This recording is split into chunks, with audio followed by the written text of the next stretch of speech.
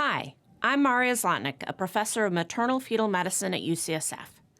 My colleagues often ask me how to approach the subject of environmental toxins with women who are pregnant or planning a pregnancy. A great place to start is by taking a brief environmental history, and an example history form is included later in this story. Asking a woman about her home and occupational environments may reveal exposures that need to be addressed immediately. Her answers to the history questions may reveal her awareness of, or conversely, ignorance of environmental risks, as well as her attitudes towards making changes. Here are a few concrete suggestions for when families ask what they can do to avoid toxins. Eat fresh or frozen vegetables, fruit, whole grains, and plant-based proteins such as beans. These contain fewer toxins than a diet of canned or processed food and soda. Preconception folic acid supplementation is also important.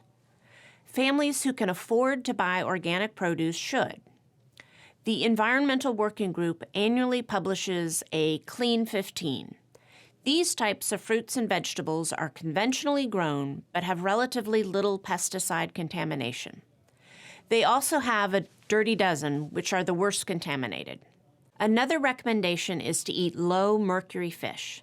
Generally, smaller fish have lower mercury levels, but as you go up the food chain, bigger fish who eat the smaller fish, like king mackerel, marlin, orange roughy, swordfish, tilefish, and large tuna have higher mercury levels. We encourage women to eat low mercury fish because of all the other health benefits of eating fish.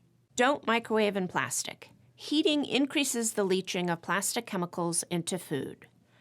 Avoiding food with substantial plastic contact, including canned foods or sodas, and wet foods in plastic pouches or boxes. Plastics with greater endocrine disrupting potential include polyvinyl chloride, polystyrene, and polycarbonate. These are the recycling numbers 3, 6, and 7. Plastics believed to be lower risk include numbers 1, 2, 4, and 5. Carbonless receipts may contain BPA or phthalates, so we recommend not taking a cash register receipt if it's not needed. If a woman works as a cashier and thus has more exposure to receipts, she should be advised to wear gloves and to wash hands thoroughly prior to eating. Regardless of their socioeconomic resources, women can be encouraged to wash their hands with a fragrance-free soap prior to eating. Next is a recommendation to limit pesticide and solvent use in the home. Cleaning with vinegar or cleaning agents containing vegetable soaps will introduce fewer potential toxins into the home. Another recommendation is to decrease dust. Many of the chemicals that impact reproduction are found in house dust, including flame retardants, lead, and pesticides.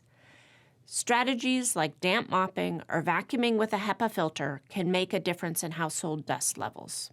Avoid tobacco smoke. Obviously, we all know this, but it's also important for pregnant women to avoid secondhand smoke. E-cigarettes are not recommended as a substitution. Nicotine itself is not good for reproduction. Women and men of reproductive age should avoid lead.